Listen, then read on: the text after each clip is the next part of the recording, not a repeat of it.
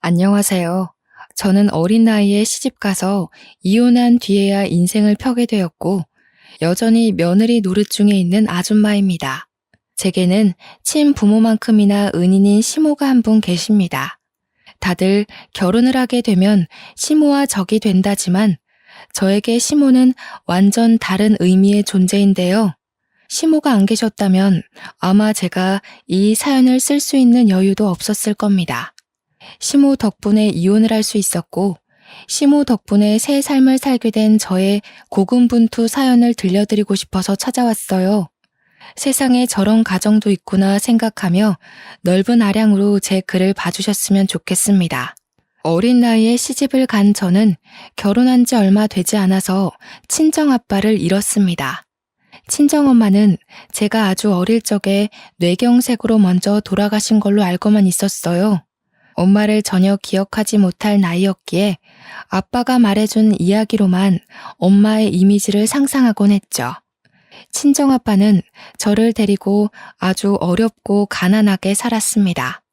돌아가실 때 제게 물려주는 재산은 없었지만 그렇다고 빚을 남기지도 않았어요. 아빠가 그렇게 악착같이 밤낮을 일했던 건 아무것도 줄 게 없는 제게 빚만큼이라도 물려주지 않기 위해서였을 겁니다. 저는 당연히 의무교육은 받고 컸지만 대학 같은 건 생각지도 못했고 20살이 되자마자 고깃집 알바를 해서 돈을 벌어야 했습니다. 그걸 친정아빠가 굉장히 미안했어요. 저에게만이라도 가난 때문에 피해보게 하는 일은 없도록 만들고 싶었다는데 저는 대학을 못 간 것이 친정아빠 탓이라고 생각하지 않아요. 대학은 제가 공부를 더 열심히 했다면 장학금을 받고 기숙사에 들어가 다닐 수 있는 부분이지 않습니까? 제 능력이 그만큼 대단하지 못해서 대학 못 가게 된 것이라 친정아빠 탓을 한 적이 없었거든요. 그래서 한 번씩 술 마시면 자책하는 아빠에게도 아빠 탓 아니라고 달래주었네요. 저는 나이 20살까지 크면서 한 번도 아빠에게 집안 환경에 대해 불평을 한 적도 없습니다. 아빠의 감사한 노력 덕분에 저는 가난 속에서 허덕이며 컸다는 느낌도 못 받았고요. 그런데 딱 한 번 제 인생을 탓하고 후회를 했던 일이 있었는데요. 그게 바로 결혼이었습니다. 예나 지금이나 저에게 결혼은 도려내고 싶은 경험이었어요. 결혼을 했을 때 그런 생각을 많이 했던 것 같습니다. 내가 만약 돈 많은 집 딸이었다면 좀 더 똑똑하고 현명하게 클 수 있지 않았을까? 나를 만만하게 보고 접근하는 사람들이 없지 않았을까 하는 생각들이요. 저는 고깃집 알바를 하면서 거기에 사장님과 결혼을 하게 되었는데요. 사장님은 당시 30대의 젊은 남자였습니다. 저랑은 9살 차이가 났어요. 당시 사장은 알바생들 중 저와 유독 친하게 지냈거든요. 그 이유가 제가 다른 알바생처럼 짧게 일하다 그만두는 알바생이 아닌 실하고 길게 일해주는 알바생이었기 때문이었죠. 그래서 저를 더 동생처럼 잘 챙겨주기도 했습니다. 집에 가서 먹으라고 남는 고기를 포장해주기도 하고 제 형편을 알기 때문에 한 번씩 비싼 고기도 포장해서 친정아빠랑 같이 먹으라고 건네기도 했어요. 어머 사장님, 이건 너무 많아요. 그리고 이거 비싼 거잖아요. 저는 삼겹살이면 돼요. 전 진짜로 삼겹살이 더 좋아요. 저희 아빠가 삼겹살에 소주 먹는 걸 진짜 좋아하거든요. 삼겹살까지 더 챙겨가면 되겠네. 너한테 주는 건 하나도 안 아까우니까 가져가. 네가 꾸준히 일해주는 덕분에 너만 있으면 가끔씩 바깥일이나 은행 업무도 보고 올 수 있었잖아. 이거 준다고 내가 금방 손가락 빨게 되는 건 아니다. 나도 넉넉하니까 챙겨주는 거지. 처음엔 마냥 공짜라는 생각에 좋아라 했는데 나중에 되니까 민폐가 아닌가 싶더라고요. 그래서 결국 사장님한테 돈을 지불하려고 했는데 사장님이 정색하면서 우리 사이에 돈을 왜 주고받냐고 하대요. 그러면서 하는 말이 사실 저한테 이성으로 관심 있기도 해서 챙겨주는 거라고 하는 거 아니겠어요? 장사 때문에 제대로 밖에서 만나볼 시간도 없었지만 그래도 내가 꽤 괜찮은 놈이거든? 정말 잘해줄 자신 있으니까 나랑 한번 만나볼래? 난 제법 오래전부터 널 마음에 두고 있었어. 든든한 우리 친정아빠처럼 또 다른 매력으로 제게 소나무 같은 버팀목이 되어주던 사장님이었는데 그런 고백을 받으니까 제가 흔들릴 수밖에 없더라고요. 그렇게 서로를 향한 정이 결혼까지 이어질 줄은 몰랐습니다. 저는 23살 나이에 시집을 갔어요. 무엇보다 친정아빠가 제 결혼을 무척 기뻐하셨습니다. 결혼식이 끝나고 신혼여행을 떠나기 전 제 남편 손을 꼭 잡고서 해주신 말이 있었어요. 우리 딸 잘 부탁하네. 자네만 믿을게. 내가 우리 귀한 딸 두고 늘 마음이 불안해서 뭘 제대로 할 수가 없었는데 이제야 마음 편히 내 일을 볼 수 있겠어. 우리 애가 아직 어려서 많이 서툴 거야. 너그럽게 이해해주고 좀 많이 가르쳐주게. 곧 자라는 애니까 많이 보듬어주고. 또 힘든 게 있어도 말을 잘 안 할 때가 많아. 자네가 먼저 알아봐주고 다독거려줬으면 좋겠어. 물론입니다. 그런 건 전혀 걱정 안 하셔도 돼요. 장인어른께선 걱정 마시고 앞으로 편하게 일 보시면 되세요. 한 번씩 꼭 인사드리러 갈게요. 신혼여행 다녀오고 나서도 들릴 테니까 약속 잡으시면 안 돼요? 그날 친정아빠가 제게는 별다른 말 없고 그냥 아빠 딸로 태어나게 해서 미안하다는 말만 했습니다. 무슨 그런 말을 하냐고 타박을 했더니 아빠가 그냥 웃기만 하면서 안아주더라고요. 정말 사랑하는 아빠지만 그래도 포옹을 해본 건 그날이 처음이었어요. 그리고 그게 아빠와 마주한 마지막 시간이었다는 걸 상상도 하지 못했죠. 저희는 가게를 매니저한테 맡기고 한 달 동안 신혼여행을 즐겼습니다. 남편이 아시아 일주를 해보고 싶다고 해서 한 달을 바쁘고 알차게 보냈어요. 솔직히 제 인생에서 가장 화려한 날들이긴 했습니다. 그리고 신혼여행을 마치고 한국으로 귀국을 한 날 저는 공항에 마중 나온 친척들에게 친정아빠가 돌아가셨다는 얘기를 듣게 되었어요. 친정아빠는 제 결혼식 일주일 전에 췌장암 말기 판정을 받았다고 했습니다. 친척분들이 다들 저한테 알리고 늦게라도 치료를 시작하자고 했으나 친정아빠가 가망 없는데 돈 쓰고 싶지 않다고 또 제게 짐이 되기 싫다고 하면서 끝내 저한테 알리기를 거부하셨다고 해요. 그 소리를 듣고 친척들과 함께 정신 놓고 달려간 곳은 병원이 아닌 빈소였습니다. 벌써 이틀째 진행된 친정아빠의 장례는 저에게 큰 충격을 안겨주었습니다. 이럴 거라서 신혼여행 떠나기 전 그렇게 마지막 인사처럼 남편을 붙잡고 얘기했던 걸까요? 친정아빠 혼자서 저에게 마지막 인사를 나누고 멋대로 마음을 정리해버렸던 거겠죠? 왜 나한테 아빠와 함께 할 수 있는 시간을 주지 않았는지 원망스러웠고 마지막 인사도 못하고 얼굴도 못 보고 떠나버렸는지 너무 밉기만 했습니다. 벌써부터 아빠 얼굴이 생각나지 않는 것 같아 무섭기도 했고요. 그날 믿을 수 없는 사실에 아빠 사진 아래서 얼마나 오열을 했는지 모릅니다. 발인을 할 때는 끝내 그 자리를 끝까지 지키지 못하고 잠깐 혼절을 해버렸던 걸로 기억해요. 그렇게 저는 하나밖에 없던 가족을 잃고 새로운 가족을 얻었습니다. 일찍부터 시작한 부부 생활은 모든 것이 서툰 것 투성이었어요. 빨래나 아빠가 사놓은 반찬으로 밥만 먹었지 살림이라고 해봤자 자취생 수준 정도로만 할 줄 아는 게 다였거든요. 그래도 친정아빠의 조언 덕분인지 남편이 제게 괜찮다고 차차 배워나가면 된다고 많이 위로해 주었습니다. 남편은 고아가 되어버린 저와 달리 제게 정말 과분한 사람이었는데요. 시댁도 원래 이렇게까지 좋은 아파트에 산 것은 아니었다고 남편 장사가 잘 되어 형편을 폈다고 하더라고요. 남편에게는 시부는 없었고 시모가 하나 있었습니다. 그런데 시모가 말을 못하는 장애인이었어요. 과거에 시부모님 차량에 물이 빠지는 사고가 있었는데 그 충격으로 시모가 말을 잃었다고 하더군요. 시부는 그때 돌아가신 걸로 얘기 들었습니다. 걱정한 것과 달리 시모는 참 고우신 분이었어요. 말은 못하지만 제가 어린 나이에 고생하지 않길 바랬는지 늘 목에 걸고 있는 수첩에다가 그만 들어가서 쉬라는 말을 많이 적어서 보여줬습니다. 원래 수화를 하는 분이지만 제가 수화를 하지 못하니 항상 수첩을 지니고 다니셨어요. 아니에요, 어머님. 저도 얼른 배워서 남편 식사 제가 직접 차릴 수 있어야죠. 어머님께도 빨리 도움되는 며느리가 되고 싶어요. 지금은 민폐만 끼치는 것 같아서 죄송해요. 시모는 저를 정말 기특하게 봐주셨습니다. 나쁜 며느리가 들어오면 어쩌나 걱정을 많이 했다고 오히려 제게 고맙다는 말을 많이 해주신 분이죠. 저는 남편이랑 결혼하면서 하던 아르바이트도 안 하게 되었기에 시모랑 하루 종일 붙어있는 시간이 많았는데요. 시모가 저를 딸처럼 잘 챙겨주니 저도 시모를 엄마처럼 많이 의지하게 되더라고요. 덕분에 저는 결혼 생활 1년 반 정도 만에 거의 주부 10단 실력만큼이나 살림을 잘하게 되었습니다.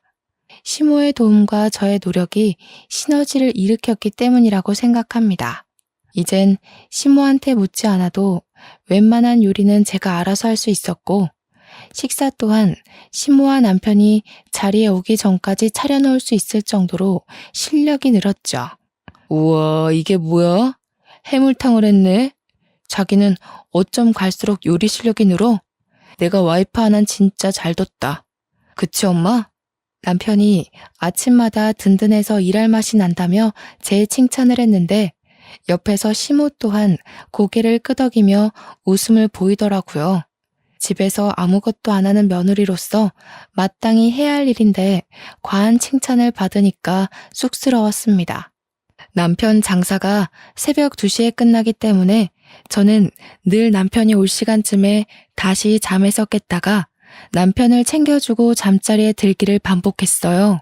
남편은 저보다 더 힘들게 손님 상대하며 12시간 넘게 일을 하는데 이 정도 내조하는 건 전혀 힘들지 않았습니다. 그러던 어느 날은 남편이 알바생들이랑 회식을 한다며 늦게 들어올 거니까 먼저 자라고 하더군요. 제가 아르바이트 하던 때에도 가끔씩 회식을 했었기에 알겠다고 조심해서 들어오라고 말한 뒤 잠에 들었는데 한참 새벽이 되었을까 제 전화기가 징징 울리더라고요. 작은 진동으로 되어 있었는데도 금방 깰 수 있었던 이유가 희한하게 남편이 집에 안 들어오면 잠기가 예민해지는 거 있죠. 남편이 무사히 귀가하는 걸 제 눈으로 봐야 안심이 되었어요. 정말 가족이라고 생각했기 때문이 아니었나 싶네요. 저도 남편 가게에서 오래 일했던 알바생이라서 거기 매니저와 알고 있는 사이였는데요. 오랜만에 매니저한테서 전화가 왔더라고요. 사실 연락처를 주고받고도 한 번도 전화는 해본 적 없던 사이였거든요. 통화해본 적 없는 사람이 다늦은 새벽에 전화가 왔다는 건 당연히 남편 문제가 아니겠습니까? 수진아, 오랜만이네. 잘 지내고 있지? 사장님이 술을 과하게 드셔서 뻗었거든. 좀 있으면 집 앞에 도착하는데 나와줄 수 있어? 한 10분 뒤면 도착할 것 같아. 역시 남편 일이 맞았던 거죠.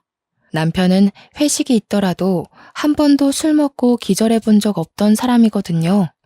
너무 놀라서 저는 얼른 옷을 챙겨 입고 밖으로 나갔습니다. 잠시 기다리고 있었을까? 얼마 뒤 차 한 대가 아파트 입구에 섰고 보조석에 앉아있던 매니저가 내리더니 인사를 해왔습니다. 저희는 오랜만에 보는 거였는데도 안부 인사 나눌 정신 없었어요. 뒷좌석 문을 열고 남편을 꺼내기 바빴죠. 그런데 남편 혼자 있는 줄 알았던 뒷좌석에 어떤 여자 알바생이 함께 타고 있더라고요. 한눈에 봐도 예뻤고 화려한 타입이라는 게 드러날 정도로 미인이었습니다. 급하게 나왔다지만 파자마 잠옷에 바람막이 외투 하나 걸치고 있는 제 모습과는 차원이 다른 여성성이었죠. 어머, 안녕하세요. 사장님 와이프신 거죠? 저 이번에 사장님 가게에서 일하게 된 알바생이거든요. 오늘 제 환영회 하느라 오빠가 좀 거하게 마셨어요. 늦게 보내드려서 죄송해요. 제 남편을 오빠라고 부르는 것도 기분 나쁜데 자기가 뭔데 제 남편을 보낸다 만다 하는 건지.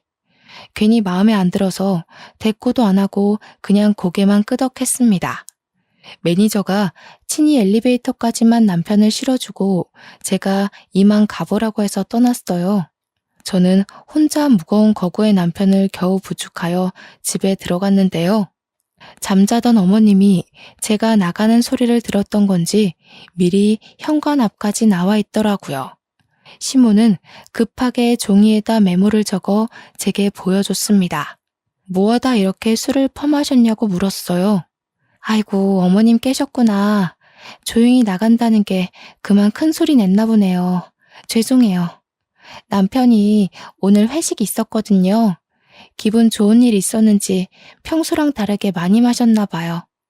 남편을 침대로 옮기는 데에 시모까지 나서서 도와줬고 시모는 바로 방으로 돌아갔습니다. 저 혼자서 남편 옷을 벗기느라 2차전을 벌이고 있던 중이었는데요. 남편이 자꾸 뭐라고 중얼중얼 거리는 겁니다. 이렇게까지 취한 걸 본 적이 없어서 여전히 낯설었어요. 완전 인사불성이 되면 혼잣말을 하는 주정이 있나 봅니다. 도대체 뭐라고 하는 건지 궁금해서 옷을 벗기면서도 남편 말에 신경을 기울이고 있었거든요. 그 주정을 자세히 듣자마자 덜컹 심장이 내려앉은 거 아니겠습니까? 남편이 자꾸 누군지 모를 여자 이름을 자꾸 중얼거리는 겁니다. 자세히 들어보니까 현정이라는 이름이었어요. 착각이겠지, 잘못 들은 거라 치부하고 싶었지만 남편은 제가 옆에서 눈을 감기 전까지 계속 현정이라는 이름만 불렀습니다. 그 때문에 신경이 쓰여서 거의 밤잠을 설쳤네요. 결국 다음날 남편한테 꿀물을 타주면서 현정이가 누구냐고 물어보게 되었습니다. 그러자 남편이 캑캑 사례가 들리더니 정신 번쩍 든 얼굴로 저를 쳐다보더라고요. 그러면서 그게 누구냐고 오히려 모른 척하대요. 당신 어제 술 먹고 와서 내내 현정이라는 사람만 찾았어. 모르는 사람 이름을 그렇게나 부른다고? 그것 때문에 내가 밤잠을 다 설쳤는데? 뭐래, 들었겠지. 쓸데없는 소리 말고 콩나물국 좀 끓여줘. 오랜만에 거하게 마셨더니 계속 속이 안 좋아. 그리고 나 씻고 바로 나가봐야 돼. 또 나간다고? 당신 집에 들어온 지 6시간도 안 넘었어. 아직 출근 시간도 아니잖아. 나중에 어머님 병원 가야 되는데 우리 안 태워다 줄 거야? 당장 가봐야 되는 일이야? 바깥일 하는 사람이 어디 직장에만 일이 있겠어? 다른 약속 있어. 엄마 병원은 당신이 택시 타고 다닐 수 있잖아. 택시비 줄게. 남편은 제게 카드를 쥐어주면서 아침밥도 안 먹고 그대로 불이 나게 씻고 나가버렸습니다. 뭔가 자리를 계속 피하려는 느낌이 들었어요. 그나마도 시모 병원 간다고 뒷전이 되어버렸지만요. 시모는 저와 함께 주기적으로 어장의 재활치료를 받으러 다녔는데요. 시모 말로는 혼자서 병원 다니실 때보다 저랑 같이 다니니까 의지도 되고 힘도 난다고 하더라고요. 의사도 시모가 옛날에 비해 언어를 이해할 수 있는 능력이 많이 향상되었다고 했습니다. 뇌 기능에 문제가 생긴 거라 완전 일반인까지 회복된 건 아니었지만 일상생활에 큰 어려움은 없을 거라고 하네요. 너무 기쁜 나머지 그날 시모와 함께 시모가 좋아하는 팥칼국수를 먹으러 갔던 기억이 납니다. 시모가 자기는 면을 잘 안 먹는다고 저한테 덜어주면서 전부 저 덕분에 몸이 많이 좋아진 거라고 또 고맙다고 하는 거 있죠? 어머님, 자꾸 그렇게 고맙다 하시면 저 버릇 들어요. 저한테 꾸짖을 거 있으면 과감하게 말씀해 주세요. 전 어머님 마음 불편하게 만들고 싶지 않거든요. 식사를 마치고 시모가 이끄는 대로 따라갔는데 그곳은 시장 한가운데 있는 웬 도자기 집이었습니다. 그릇이 필요한가 해서 들어가 봤더니 그게 아니라 저한테 도자기 반지를 하나 선물해 주더라고요. 시모가 과거에 한 번씩 시장 올 때마다 들렸던 곳이라고 이 도자기 집이 전부 수제라서 반지도 바로 그 자리에서 제작을 해준대요. 너무 진귀한 선물이라서 저 또한 시모에게 선물을 해주겠다고 하여 저희 둘은 나란히 반지를 맞추고 나왔네요. 그리곤 함께 장볼거리 좀 산 뒤에 시장을 빠져나왔고 근처가 남편 일하는 곳이라 한번 들리기로 했습니다. 남편 가게까지 거의 다 왔을 때쯤 알아챘는데요. 제가 깜빡하고 산 걸 두고 와버렸지 뭡니까. 시모한테 남편 가게 안에 들어가 있으라고 하고 급히 3분 거리의 시장으로 다시 돌아갔습니다. 금방 갔다가 왔더니 시모가 저한테 달려오고 있는 거 아니겠어요? 느닷없이 제 손을 붙잡아 당기며 집에 가려고 하더군요. 어머님, 어디 가세요? 남편 만났어요? 남편한테 고기 좀 얻어가려고 했는데. 잠깐만요. 제가 남편한테 빨리 말하고 올게요. 시모가 자꾸 제가 하는 말에 손사래만 치면서 계속 집에 가자고 당기는 겁니다. 그때 남편 가게를 앞을 그냥 지나치게 되었는데 스쳐가는 상태로 안을 슬쩍 봤거든요. 순간 제 눈에 무언가가 포착되었지 뭡니까. 손님 몇 없는 테이블 사이로 카운터 쪽에서 웬 남녀가 사이좋게 손을 맞잡으며 노닥거리고 있는 걸 똑똑히 본 거죠. 시모가 당기는 바람에 금세 지나쳤지만 온몸에서 반응하는 촉이 저를 불안하게 만들었습니다. 저는 결국 저를 꼭 잡는 시모와 실랑이를 벌이면서 시모를 놓고 가게로 돌아갔어요. 아니나 다를까 지난번 집 앞에서 본 여자 알바생과 남편이 휴대폰을 같이 보면서 키득거리고 있는 거 아니겠습니까? 그것도 완전 커플이 몸을 부대끼고 있는 모습처럼요. 저는 주변 사람들이 쳐다보건 말건 신경도 안 쓰고 냅다 소리를 질렀습니다. 여보! 하고 고함을 쳤더니 남편이 깜짝 놀라서 저를 발견했고 그대로 알바생을 밀치더라고요. 여자 알바생이 중심을 잃고 넘어지면서 엉덩이를 박았는데 금세 또 알바생을 부축하며 챙겨주었습니다. 그리고는 저한테 와서 우선 밖에서 얘기하자며 저를 끌고 가게를 나가려 했어요. 저는 그런 남편의 손길을 뿌리치면서 뭐하고 있었냐고 따졌습니다. 당신 설마 바람 피는 거야? 어제 당신 술 취해서 올 때 저 여자랑 같이 있었는데 그때부터 이런 짓 했니? 도대체 언제부터 이랬어? 시끄러워. 사람들 보잖아. 그리고 왜 연락도 없이 가게를 찾아와? 여기가 왔다 갔다 놀러 다니는 놀이터인 줄 알아? 쓸데없는 소리 말고 집에 가 있어.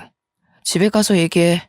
내가 이대로 집에 가면 일이 더 커질 거란 생각은 안 해? 바람 핀 게 아니면 이 자리에서 해명을 해야지. 아, 저 여자가 현정이야? 당신이 술주정 부리면서 주구장창 불러제끼던 그 여자 맞지? 저는 남편을 밀치고 나가 그 여자 알바생한테 이름을 물었습니다.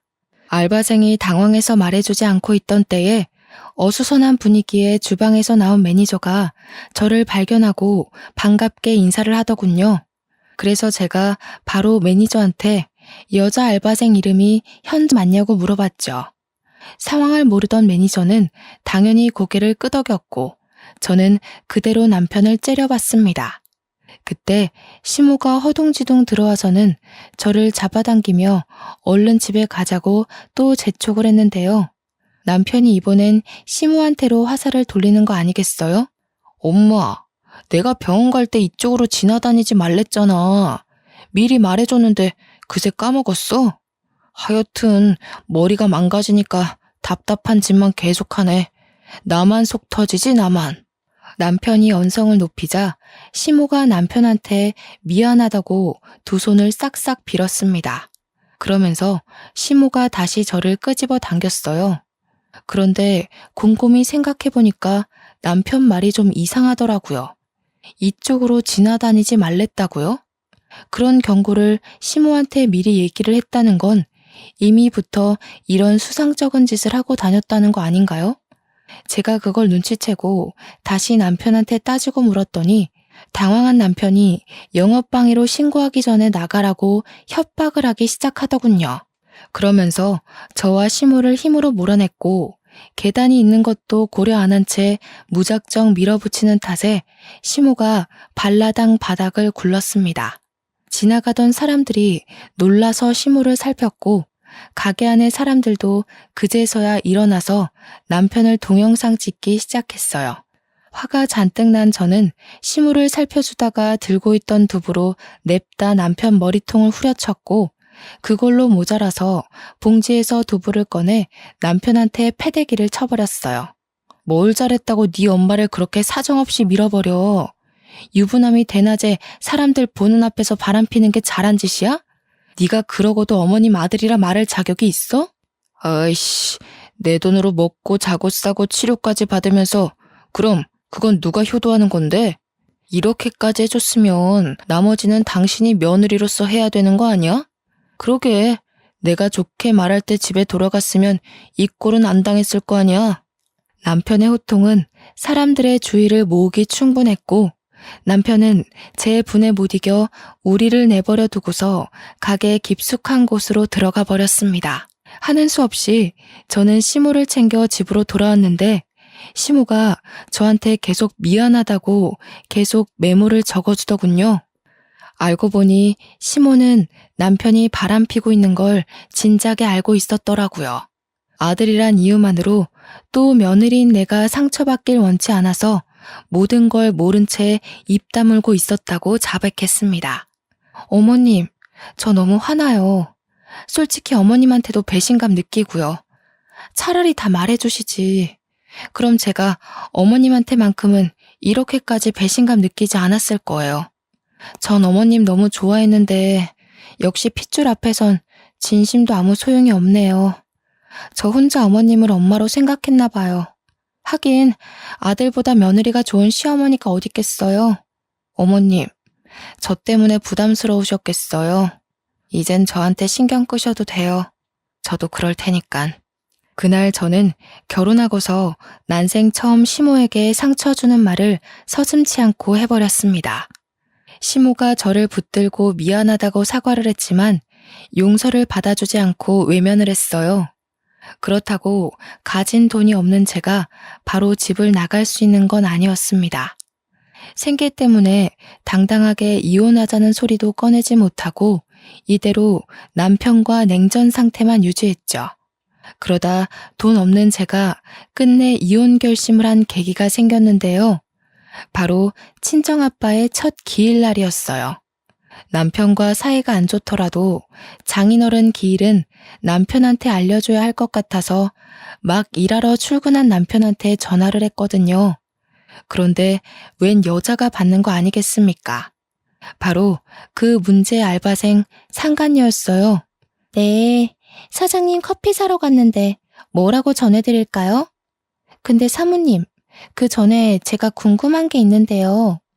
오빠가 사모님한테 마음 뜬 거 알면서 왜 계속 붙어 있어요?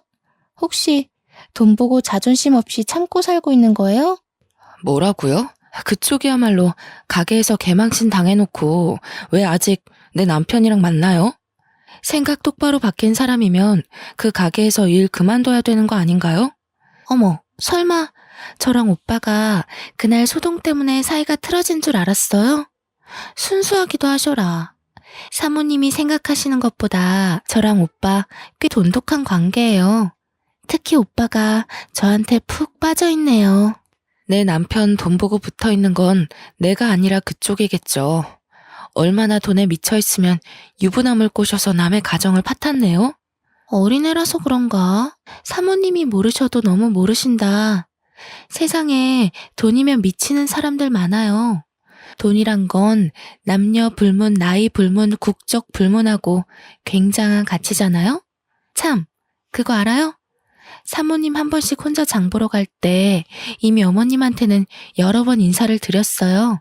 상간녀 발언에 흔들리고 싶지 않았는데 결국 저는 마지막 말을 듣고서 심장이 내려앉아 버렸습니다. 그대로 전화를 끄는 저는 당장 시모방을 찾아가서 물었습니다. 그러니 시모가 죄인처럼 고개를 숙이면서 맞다고 수긍하더라고요. 제게는 그것이 정말 청청병력 같은 소식이었고 결국 저는 그 자리에서 이혼을 결심해버렸죠. 여기서 더 실망하게 된다면 저 어머님한테 해코지하고 싶을지도 몰라요. 어머님 변명 더는 안 듣고 싶으니까 메모 적지 마세요. 제가 이 집을 나가는 게 맞았어요.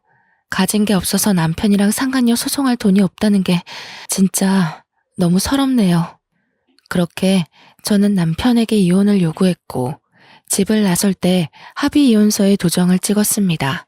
제출은 시간 많은 제가 하기로 했고 남편은 저를 전혀 붙잡지 않았어요. 그날 제가 난리친 덕분에 남편 가게 이미지가 인터넷에서 소문이 쫙 나버리는 바람에 매출이 뚝 떨어졌거든요. 그래서 남편은 제 꼴을 진작에 보고 싶지 않아 했습니다. 이혼을 하게 되면 저는 남편보다 더한 가난을 얻게 되겠지만 몇 없는 짐과 재산 분할로 제게 떨어질 돈만 있는 걸로 만족하기로 하고 집을 나가게 되었어요.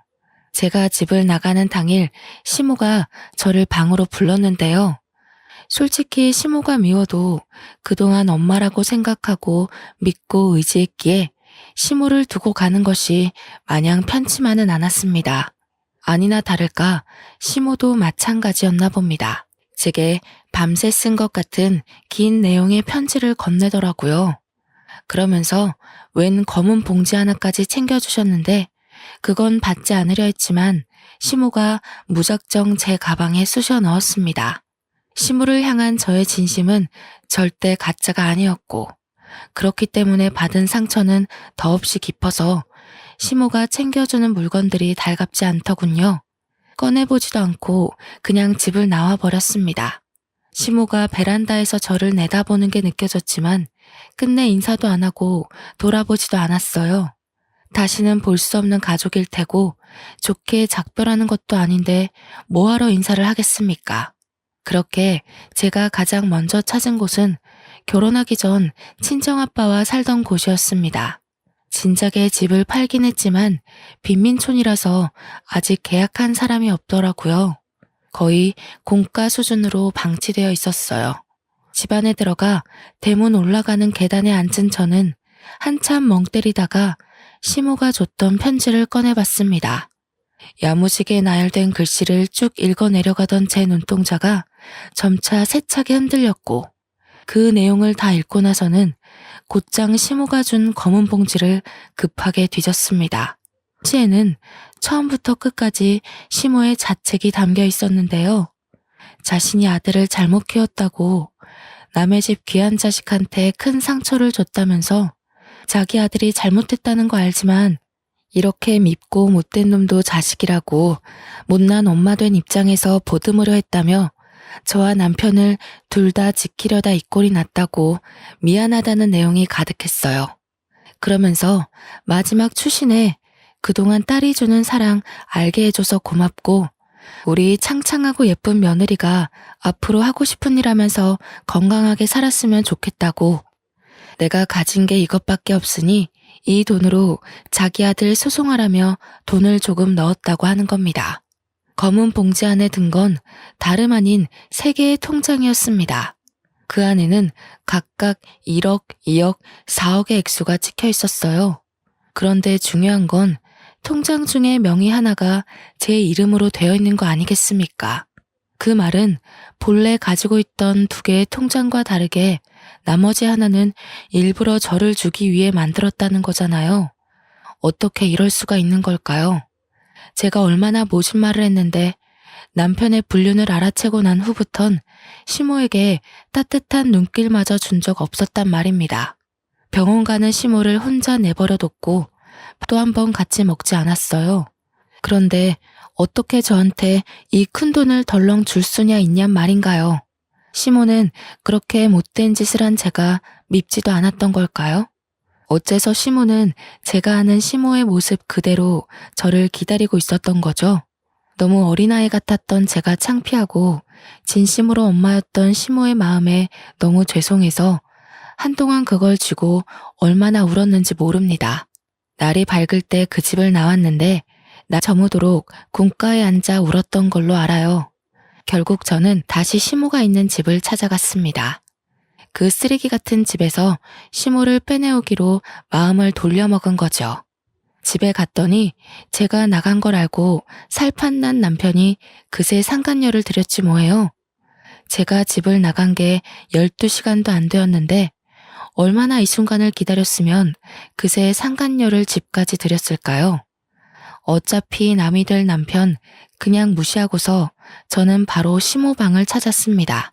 시모는 방구석에 앉아서 저와 찍었던 사진을 정리하고 있더라고요. 저는 진작에 빼버린 도자기 반지도 시모는 여전히 끼고 있었습니다. 제가 방문을 열자마자 저를 발견한 시모가 깜짝 놀라셨는데요. 저는 설명도 없이 당장 시모의 짐을 챙기기 시작했어요.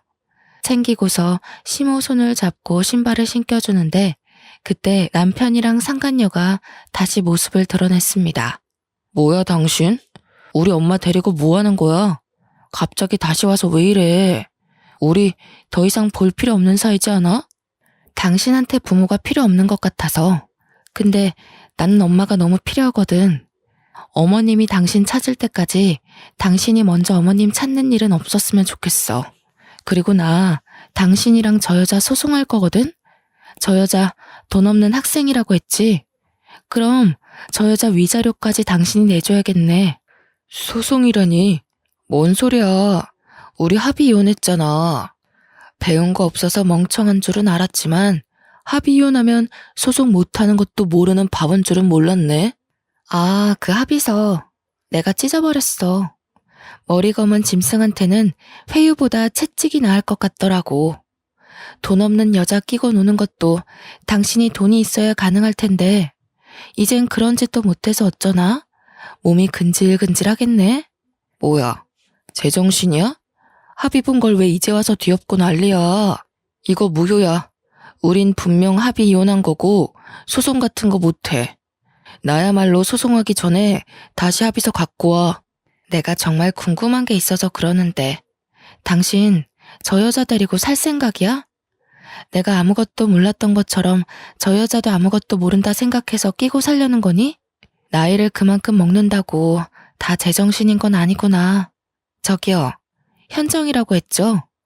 이제 그 남자 빈털털이 될 텐데 저 남자한테 돈 보고 접근한 거라면서요. 다른 남자 찾는 게 좋을 거예요. 제가 이간질을 좀 시켰더니 남편이 상간녀를 쳐다보는 눈빛이 좀 사납더라고요. 상간녀가 하는 사랑의 속삭임을 진심으로 믿기라도 했었나 봐요. 그 뒤로 집을 나와버려서 모르겠지만 아마 둘이서 말다툼 좀 했을 겁니다. 그대로 시모를 데리고 나온 저는 계속해서 시모한테 별다른 설명을 해주지 않았습니다. 무작정 비싼 호텔로 가서 방을 잡았죠.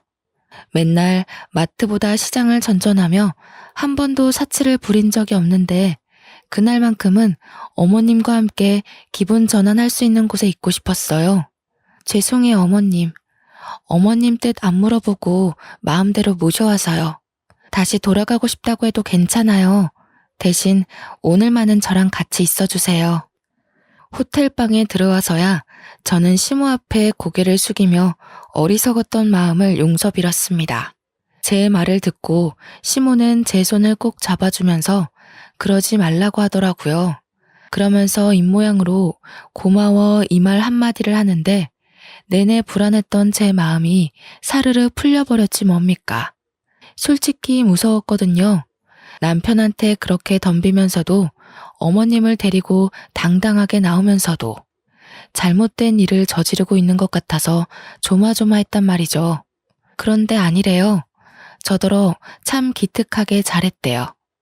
시모가 그렇게 말해주는데 두려웠던 마음이 싹 가시면서 눈물이 나더라고요. 아마 시모 품에서 몇 분을 엉엉 울었을 겁니다. 저는 시모가 준 용기로 끝내 남편과 상간녀를 소송하였습니다. 그리고 부동산을 돌아다니면서 시모와 함께 새로 살 작은 집을 구했어요. 남편한테 위자료 받은 게 생각보다 많아서 뭐라도 돈벌이를 해볼 시도를 할 수 있게 되었는데 시모가 저더러 기사식당 한번 해보지 않겠냐고 하더라고요.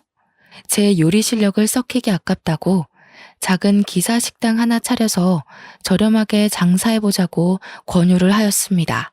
제가 어머님한테 요리를 배운 사람이니까 어머님 손맛도 당연히 장난 아니거든요. 그걸로 자리만 잡는다면 나쁘지 않게 살아갈 수 있을 것 같아서 저는 시모의 뜻을 따르기로 했습니다. 때문에 현재는 장사를 준비 중에 있어요. 언제까지 시모가 제 곁에 있을지 모르겠지만 만약 어머님이 다시 아들 곁으로 가고 싶다고 하면 그땐 정말 미련 없이 보내줄 생각이에요. 그러기 전까진 제가 엄마로 모시면서 병원 치료를 계속 함께 다닐 예정이고요. 물론 천류는 제가 함부로 끊을 수 있는 것이 아니기에 언젠가는 전 남편을 다시 마주할 날이 생길지도 모릅니다. 그러나 그런 각오도 안 하고서 시모를 모시고 나온 것이 아니에요. 시모와 함께 사는 내내 전 남편과 맞서야 되겠지만 그럼에도 불구하고 저는 시모한테 받은 은혜를 모른 척할 수 없었고 어머님이 주는 마음과 사랑이 제게는 너무나 절실한 가족의 온정이기에 절대 놓을 수 없었습니다. 제 선택을 후회하지 않습니다. 시모가 아니었다면 지금도 장사할 미천은커녕 또 어디서 아르바이트나 하면서 자격증을 따야 하나 말아야 하나 전전하며 살았을지도 몰라요. 누가 뭐래도 시모는 제게 은인이고 가족입니다. 시모와 며느리 사이가 이렇게 애틋할 수 있다는 거 좀 껄끄럽고 불편할 수 있다고 생각합니다. 저희를 관계를 아시는 분들은 실제로 앞에서 기분 상할 만한 눈빛을 보내기도 하니까요. 아무렴 어떻습니까? 엄마라는 존재는 친엄마가 아닌 다른 모양으로도 존재할 수 있다고 봅니다. 제가 엄마로 느꼈다면 엄마라고 부르며 살 수 있다는 거예요. 참, 어머님이 최근 제게 한 가지 또 제안한 것이 있는데요. 저더러 위자료 남는 돈으로 학교를 다녀보라고 하더라고요. 제 나이가 이제 막 26살이 되었습니다. 고등학교 졸업한 지도 6년이 지났고 책 안 읽은 지도 너무 오래됐는데 갑자기 공부를 하는 게 어떠냐고 해서 좀 당황했어요. 어머님은 제가 아직 어려서 앞으로 세상 풍파를 겪을 날이 더 많아질 거고 나쁜 목적을 가진 사람으로부터 스스로를 지킬 수 있는 사람이 되려면 공부를 해야 된다고 하더군요. 그러면서 자기가 언제까지 목숨이 붙어 있을지 모르니 제가 홀로서기를 할 수 있는 능력을 길렀으면 좋겠다고 했습니다. 그 소리를 처음 들었을 땐 무슨 그런 말을 하냐고 시모를 나무랐는데 생각해보니 시모의 말이 틀린 것 없더라고요. 그래서 최근에는 수능 문제집을 샀습니다. 대학 입학까지 얼마나 기간이 걸릴지는 모르겠으나 장사를 같이 하면서 틈틈이 공부를 해볼 계획입니다. 검색을 하다가 우연찮게 알게 된 건데 수화 언어학과가 있더라고요. 그걸 본 날부터 제게는 수화 통역사라는 꿈이 생겼어요. 학교 다닐 때도 목표 같은 것 없던 제가 난생 처음 되고 싶은 직업이 생겼다는 겁니다. 이 모든 마음가짐도 다 지금의 어머님 덕분이었죠. 열심히 공부해서 훌륭한 수화 통역사가 되어서 시어머니한테 제대로 효도하고 시모와 더 깊은 감정을 공유할 수 있는 사이가 될 거예요. 성인이 되자마자 결혼이라는 짧고 굵은 고비를 넘겼는데 왜 그랬을까 너무 후회가 되면서도 한편으로는 시모를 만날 수 있게 된 기회가 된 것이라 행운을 얻었다고 생각합니다. 뭐든 하나를 얻으면 하나를 잃을 수밖에 없다는 걸 뼈저리게 깨우친 것 같아요. 제 사연을 듣고 계신 모든 청취자분들께서도 혹시 잃은 것이 있다면 그걸로 너무 좌절하지 말았으면 좋겠습니다. 금방 기쁘게 일어설 수 있는 기회가 생길 거라고 믿어도 되니깐요. 제 사연은 이쯤에서 끝마치도록 하겠습니다. 이렇게 마무리하는 게 맞는지 모르겠어요. 처음 써보는 것이라 부족한 부분이 많았을 거라 생각이 드네요. 뭐든 역시 처음은 서툴 수밖에 없나 봅니다. 그럼에도 불구하고 시간 내서 얘기를 들어주신 모든 분들께 감사 인사를 전합니다.